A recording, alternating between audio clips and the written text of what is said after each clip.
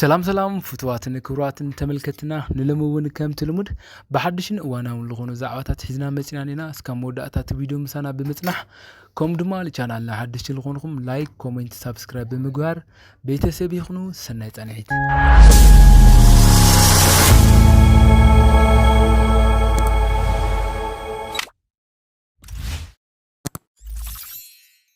ክብራት ተመልከትና ለማዕንቲ ለዋኽም ሒዝና ያመጽናን ለና ብዛዕባ ናይ ሮዳስ ሚዛን ይከውን ሮዳስ ሚዛን ኣብዞ ሰዓት ዋው ምስ ሚካ ሀበሻ ተመርዕዋ ኣብ ጽቡቕ ናብራ ለላ ሓንቲ ብልጽቲ ትግራዊትያ ማለት እዩ ለሙዕለት ድማ ኣብ ሶሻል ሚዲያታት እቲ ዝርግሑ ለላ ቪድዮታት ንብዙሓት ሰባት ተቐባልነት ኣይረኸበይ ምክንያቱ ትትገብሮ ለላ ነገር ካብቲ ሃይማኖትና ካብቲ ብፍላይ ድማ ሕና ላብቲ ኦርቶዶክስ ዝበሃል ሃይማኖት ቅርብ ለና ስለዝኾነ እቲ ሳ ትገብሮ ለላ ገጸ ባህር ድማ ኣብ ሕብረተሰብ ጽዕንቶ ፈጢሩሎ ማለት እዩ እሱ እንታይ እዩ ድማ ገጣም ኣብ ቲክቶክ ኣቲኹም ሪኢኹም ተነይርኹም ወይም ድማ ኣብ ፌስቡክ ኣብ ኢንስታግራም ኣቲኹም ተሪኢኹም እቲ ጌራቶ ለላ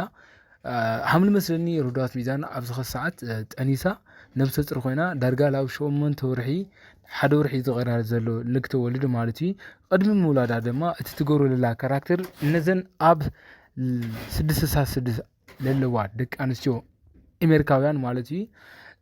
قدم يقول زجاجو نجر حدو له مالتي لو لما ساسل نجر سلت سرح للاي تبوز حسو نقفت على حدرة أبز فيديو زي مالتي تتجوروا لله سا ودا دحر حدا ورحي ناب عالم كملتي نادماني خداننا التفلالي اللي تقول عن طعام يكون لقبهم نجرات بحجي أزجاجة السو هم مجارا بتعمل للدنق قنجة نجر مخانو ياو خلينا نفولت إنا دسوا هالنجري تتجور لا نجر قل ما لما لخاخت نجر نوا حدا نجر مالتيو سد ما بدم بجيرك كردوكمي مالتيو تواكي بيونسي تانا عالمنا أكنك أي لغونة درافيت مالتي أتي تولدو هزان ويم دمو تي تاني ساتلو لها هزان أبو ديفل مخانو أرداني راخ المخزم مالتيو أتي اللي تانو ستولع لك تولدو حدو ورحي مس قربت حدو ورحي مس قربت لك تولدو لتولع عسو أتي لولدو للخو قلعا لا واقعية أحليفو لولخو لا خاينا قدمي دماني كزجاجو لقبل نجر تتنجرني نابلت أول خانة فيديو لقي قاني رام مالتيو لتساتم لملخوا 6 ويم دمو إليمناتي نولم مالتيو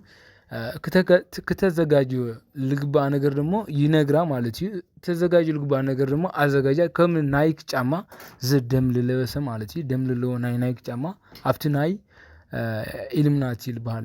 تعتت الله مجمرة بدم دي غات فرب نابت نايك جاما دمو نشتن كافت اللي فرموتو نايدم انتن لتوقع تزجاجي يصنح مالتي اتلواسون كومو بزح عينتات لواس አለው ከምት ልኡል ገልጹ ነትና ኢልምናት ሊገልጹ ኸዳውንት አለው ማለትና ላዋናት መጽተልና ደሞ ባጠቃላይ ልኡክ መስላይ ኸሊ ምክንያቱ ሙሉ በሙሉ ተነገር ሱቅ ተቋዛጽሩ አይሆን ይላል ተኸሳታው ኢትዮጵያ ኢልምናት ይልባል ማለት ግን ማት ትገሳል ገወረቱ ወይም ደሞ ሐፍትና ሮዳስ ሚዛን ገወረቱ ነገር ለቲ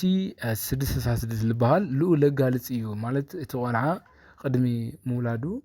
خدانና ጫማ ኩም ድማ ካልሲ ብዙሓት ተቆልዓ ገና እዩ አይተፈለጠ ውድድ ይጓል ልተፈለጠ ለመንገድ የለ ብቻ ግን እቲ ተገይርለ خدان ግን ተቆልዓ ውድ መኻን ተፈለጠ ናይ ተቆልዓ خدان ተዘጋጅለሎ ማለት እዩ ክብራት ተመልከትና ግን ድማ ነገር እዚ ኣብ ባህልና ወይም ደግሞ ፍላይ ድማ ንሕና ለኦርቶዶክስ ቀርብ ለና ሰዋት ለሃይማኖት ቀርብ ለና ሰዋት ማለት እዩ ሃይማኖትና ዝነገር ዚ ይጉዘይ ማለት እዩ ና ሮዳስ ሚዛን ብሌም ፍላጣ ዝነገር ዚ ጌራቶ ኮኒ ኸሊ ብቻ ሚካ ሀበሻውን ብትነገርሱ ተቆጥዑ እቲ ነገርሱ ዳግማይ ልክ ይተቀጽል ሮዳስ ሚዛን ኣብ ዝኸ ሰዓት እንተሪኽማ ነፍሰ ጽር ኮይና ኣብ ገዛ ከፍክትብሊ ልግባኒ ብቻ ግን ኣዳባይ ወጽያውን ጥራሕ ግራ ፎቶና ተላዓለት እዩ ልረለሎ ማለት እዩ እቲ ነገርስ ድማ ኣብ ኮሜንታቲና ሃም ትራይናዩ እቲ ሕብረተሰብ ተቀቢልዋ ኣይኾነ ይለሎ ምክንያቱ መጀመሪያ ሃም ትነገርኩም ማለት እዩ እቲ ለሪዮ ገጸ ባህሪ ብኻሊ ስለልኾነ ማለት እዩ ሮዳስ ሚዛን ሃምዚላ ሙጻላና ምንም